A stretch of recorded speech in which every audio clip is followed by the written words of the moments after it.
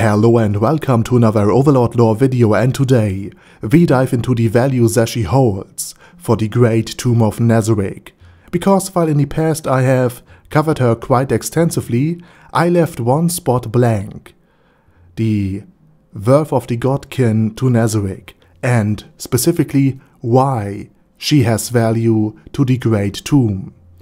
But before we take a look into all of this, let me thank my Patreons for supporting this channel. Now, the first thing I already touched upon in multiple other videos, so let me be somewhat brief here. Zesshi holds the most valuable talent in the entire new world, and if inferior, can wield any item without any restriction, despite his low level, and his many other shortcomings. Especially in the stamina department, this talent that Zesshi holds could be extremely useful, and therefore greatly improve Ainz Ooal Gown's own battle power, or even the entirety of the Great Tomb. And the next thing Zesshi is known for is her willingness to procreate with everyone and everything stronger than her. Now, while this sounds like, and most certainly is, expanded upon in excruciating great detail in the odd fanfiction here and there, for the purpose of this video, it is sufficient to know that Zesshi has the potential to birth strong god or floor guardian kin with everyone and everything compatible.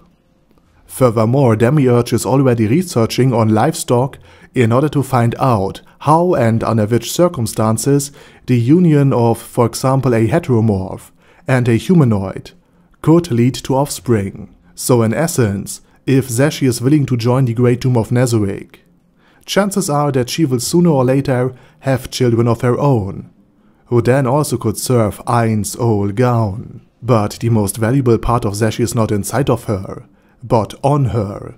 Her skin, to be precise. Now, I know that I'm sounding like the leader of the Drangan Empire in basically every galactic civilization match I ever had when I say that her skin is very important, for it is likely of superior quality when compared to the usual livestock on the Happy Farm. And if the godkin leading the Black Scripture is stronger than the level 59 solution Epsilon, and Zesshi is stronger than him, her skin should be usable for the creation of many high-tier scrolls, perhaps even the 7th or 8th tier of magic. Now, why is this so important? Well, on one hand, Nezarec as of now has no way of creating these scrolls, and on the other, Zeshi's skin is a renewable resource. Let me explain this in greater detail. On the Happy Farm, the flayed will have their skin processed, and once it is something else, for example not just skin but a piece of leather, then the sheep could be healed completely without the skin disappearing. But a new set of skin will reappear on the flayed sheep.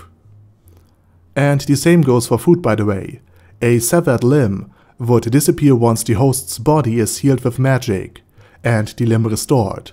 But if the limb is turned into a steak first, then the original owner could be healed to full health, with a limb appearing where the old one had been.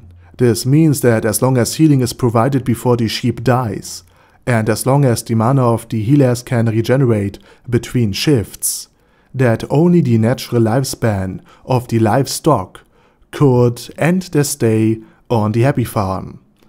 And Zesshi is already over 100 years old, and she's still just a teenager, so she could at least provide another 300 to 500 years of high-tier scroll material before dying of natural causes. Oh, and by the way, having too much skin in the game will now have a completely different meaning. Just like skinship, skinny dipping, or putting oneself in the skin of another. And I know this comes out of nowhere, like a white bolt of lightning, but Zeshi's hair would make a great carpet. I do like the salt and pepper style after all, though thinking like this is probably a warning sign that I read too much Overlord. But on the other hand, there is no too much. And the last point I want to get across is the ideological value Zesshi holds. She, as the daughter of the Elf King, and the strongest godkin of the theocracy, could be used as a figurehead to bring both countries under the sway of the Sorcerer Kingdom without risking a lot of uprisings, rebellions, and other things that would damage the economy of the two countries, and therefore also diminish the tribute they are able to pay, and on the other hand would lead to an overcrowding of the happy farm by low-tier cattle. And the best part of all of this is that Zesshi doesn't have to do it herself, for she can be easily duplicated by a greater doppelganger, of which the Great Tomb has many. And by the way, I'm not talking about Pandora's actor, but about the mercenary ones that have already imitated the Pleiades and Caspond during the 13th light novel. So overall, if, or rather when, Ainz gets a hold of the strongest godkin, Nezarec might experience yet another major increase in power. And with that said, I say thank you very much for watching, and special thanks to Adam J, Al Capone, Andy, Angel of Death, Bad Guy Yee, Ben C, Boyzilla, Chappie, Chrissy, Conquer All, Death is Mercy, Diabetic Centaur, Dystopia, Elika Birchleaf, Phaley Skaters, Feral Shivan, Forbus Scrupulon, Gigafight, Ghost of Epicness, Guy with Dead Head, Hector Marino, Black Phoenix Emperor, Hoss, Huster, Jacob G, Jana B, Jason,